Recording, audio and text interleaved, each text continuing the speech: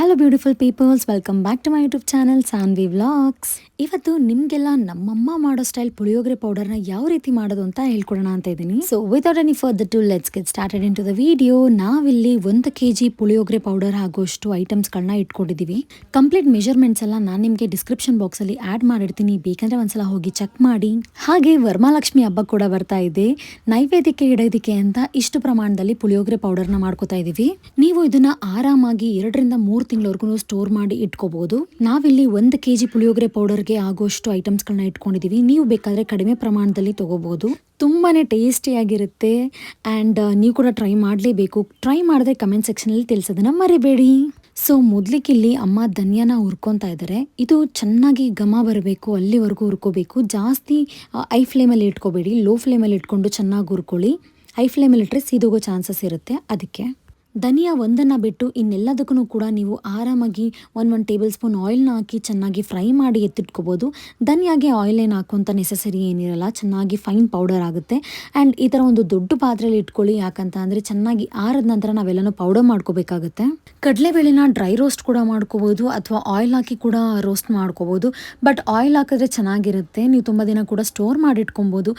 ಆಯಿಲ್ನ ಹಾಕಿ ಚೆನ್ನಾಗಿ ಫ್ರೈನ ಮಾಡ್ಕೊಳ್ಳಿ. ಇದ್ರ ಜೊತೆ ಧನಿಯಾನ ಮಿಕ್ಸ್ ಮಾಡಬಾರ್ದು. ಧನಿಯಾನ ಸಪ್ರೇಟ್ ಹುರಿದಿಟ್ಕೊಂಡಿರೋದನ್ನ ಎತ್ತಿಟ್ಕೊಳ್ಳಿ. ಯಾಕಂದರೆ ನಾವು ಕಡಲೆಬೇಳೆ ಹಾಗೆ ಉದ್ದಿನಬೇಳೆ ಏನು ಹಾಕ್ತೀವಿ ಅದಕ್ಕೆಲ್ಲ ಸ್ವಲ್ಪ ಆಯಿಲ್ನ ಆ್ಯಡ್ ಮಾಡಿರ್ತೀವಿ. ಈಗ ಉದ್ದಿನಬೇಳೆನ ಹಾಕೊತಾ ಇದ್ದೀವಿ. ಉದ್ದಿನಬೇಳೆ ಹಾಕ್ಕೊಂಡು ಕೂಡ ಸೇಮ್ ಪ್ರೊಸೀಜರ್, ಚೆನ್ನಾಗಿ ಫ್ರೈನ ಮಾಡ್ಕೊಬೇಕು ಆಯಿಲ್ನ ಆ್ಯಡ್ ಮಾಡಿ. ನೀವು ಫ್ರೈ ಮಾಡಿ ಎತ್ತಿಟ್ಕೊತಿರುವಂಥ ಐಟಮ್ಸ್ ಎಲ್ಲನೂ ಕೂಡ ಚೆನ್ನಾಗಿ ಆರಿರಬೇಕು. ಆರಿದ್ರೇ ಫೈನ್ ಪೌಡರ್ ಆಗಿ ಕನ್ಸಿಸ್ಟೆನ್ಸಿ ಬರೋದು. ಅದ್ರ ಜೊತೆಗೆ ಮೆಂತ್ಯ, ಜೀರಿಗೆ ಹಾಗೆ ಮೆಣಸನ್ನು ಕೂಡ ಸ್ವಲ್ಪ ಬೆಚ್ಚಗೆ ಮಾಡ್ಕೊಳ್ಳಿ. ಚೆನ್ನಾಗಿ ಡೀಪ್ ಫ್ರೈ ಮಾಡೋದಕ್ಕೆ ಹೋಗಬೇಡಿ. ಅದು ಕೂಡ ಸ್ಮೆಲ್ ನಿಮಗೆ ಚೆನ್ನಾಗಿ ಫ್ಲೇವರ್ ಬರಬೇಕು. ಅಲ್ಲಿವರೆಗೂ ಫ್ರೈನ ಮಾಡಿಕೊಂಡು ಎತ್ತಿಟ್ಕೊಳ್ಳಿ. ಆ್ಯಂಡ್ ನಾವಿಲ್ಲಿ ಕೊಬ್ಬರಿನ ಕಟ್ ಮಾಡಿ ಯೂಸ್ ಮಾಡ್ಕೊಂಡಿದ್ದೀವಿ. ನೀವು ಬೇಕಂದರೆ ತುರಿದಿಟ್ಕೊಂಡಿರೋಂಥ ಕೊಬ್ಬರಿನ ಕೂಡ ಯೂಸ್ ಮಾಡ್ಕೋಬೋದು, ಏನೂ ಪ್ರಾಬ್ಲಮ್ ಇಲ್ಲ. ತುರಿದಿಟ್ಕೊಂಡಿರೋಂಥ ಕೊಬ್ಬರಿನ ನೀವು ಹಾಕ್ತಿದ್ದೀರಾ ಅಂದ್ರೂ ಕೂಡ ಇದೇ ರೀತಿಯಾಗಿ ಫ್ರೈನ ಮಾಡ್ಕೋಬೇಕು. ಅದ್ರ ಜೊತೆ ಹುಳಿಗೆ ಹುಣಸೆ ಹಣ್ಣನ್ನು ಕೂಡ ಈ ರೀತಿಯಾಗಿ ಸ್ವಲ್ಪ ರೋಸ್ಟ್ ಮಾಡ್ಕೊಬೇಕು. ಅದೆರಡನ್ನು ಕೂಡ ಸಪ್ರೇಟಾಗಿ ಎತ್ತಿಟ್ಕೊಬೇಕಾಗುತ್ತೆ. ಹುಣಸೆ ಹಣ್ಣನ್ನು ಈ ರೀತಿಯಾಗಿ ಮಾಡ್ಕೊಳ್ಳೋದ್ರಿಂದ ಸ್ವಲ್ಪ ಮಾಯ್ಸ್ಟ್ ಕಂಟೆಂಟ್ ಸ್ವಲ್ಪ ಡ್ರೈ ಆಗಿರುತ್ತೆ ಅಂತ ಅಷ್ಟೇ. ಹಾಗೆ ಸ್ವಲ್ಪ ಕರಿಬೇವು, 1 ಇಡಿ ಆಗೋಷ್ಟು ಬ್ಯಾಡಿಗೆ ಮೆಣಸಿನ್ಕಾಯಿ, ಇದು ನಿಮಗೆ ಬೇಕಾದಷ್ಟು ನೀವು ಕೂಡ ಹಾಕೋಬೋದು. ಬಟ್ ನಾವು 1 kg ಮಾಡ್ತಿರೋದ್ರಿಂದ 1 ಇಡಿಯಷ್ಟು ಸಾಕಾಗುತ್ತೆ. ಇದನ್ನು ಕೂಡ ಚೆನ್ನಾಗಿ ಡ್ರೈ ರೋಸ್ಟ್ ಮಾಡ್ಕೋಬೇಕು. ಸೊ ಇವಾಗ ಇದನ್ನೆಲ್ಲ ಹಾರೋದಕ್ಕೆ ಬಿಡಬೇಕು. ಇದೆಲ್ಲ ಹಾರೋ ಅಷ್ಟರಲ್ಲಿ ನಾವಿವಾಗ ಒಗ್ಗರಣೆ ರೆಡಿ ಮಾಡ್ಕೊಳ್ಳೋಣ ಬನ್ನಿ.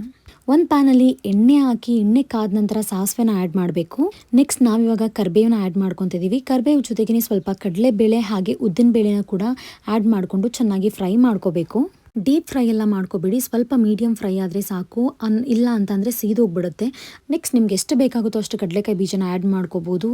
ನಿಮಗೆ ಕ್ವಾಂಟಿಟಿ ಜಾಸ್ತಿ ಬೇಕಂದ್ರೂ ಆ್ಯಡ್ ಮಾಡ್ಕೊಳ್ಳಿ, ಇಲ್ಲ ಅಂತಂದರೆ ಸ್ವಲ್ಪ ಕಡಿಮೆ ಬೇಕಂದ್ರೂ ಕೂಡ ಕಡಿಮೆನ ಹಾಕ್ಕೊಳ್ಳಿ. ನಾವಿಲ್ಲಿ 1 kg ಮಾಡ್ತಿರೋದನ್ನ ಸ್ವಲ್ಪ ಜಾಸ್ತಿನೇ ಹಾಕೊತಾ ಇದ್ದೀವಿ.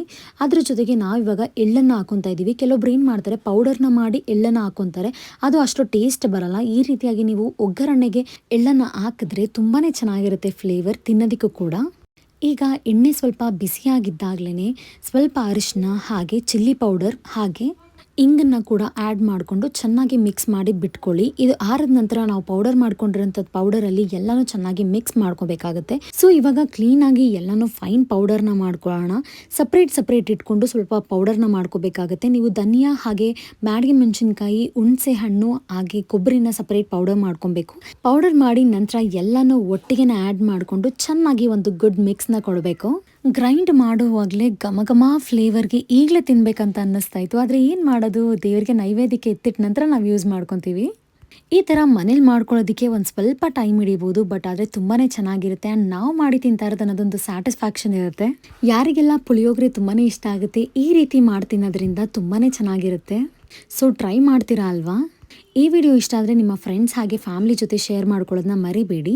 ಈಗ ಒಗ್ಗರಣೆ ಮಾಡ್ಕೊಂಡಿದ್ದು ಪಾತ್ರೆಯಲ್ಲೇ ಎಲ್ಲನೂ ಚೆನ್ನಾಗಿ ಮಿಕ್ಸ್ ಮಾಡಿಕೊಂಡ್ರೆ ಕ್ವಿಕ್ಕಾಗಿ ನಿಮ್ಮ ಪುಳಿಯೋಗರೆ ಪೌಡರ್ ರೆಡಿ ಆಗಿಬಿಡುತ್ತೆ. ತುಂಬ ಟೇಸ್ಟಿಯಾಗಿ ಕೂಡ ಇರುತ್ತೆ.